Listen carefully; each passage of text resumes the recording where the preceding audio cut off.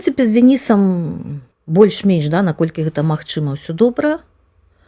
Да, ён без спатканняў зараз і фактычна без тэлефанаванняў, але прынамсі я ведаю, што лісты ад яго даходзяць.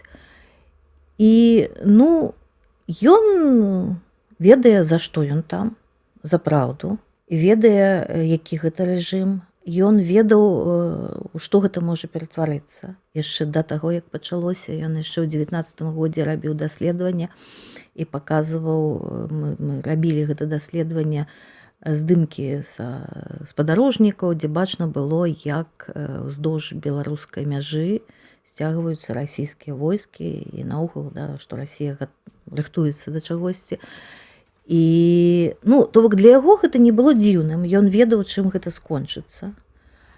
І таксама гэта быў яго свядомы выбар не з'язджаць, а застацца.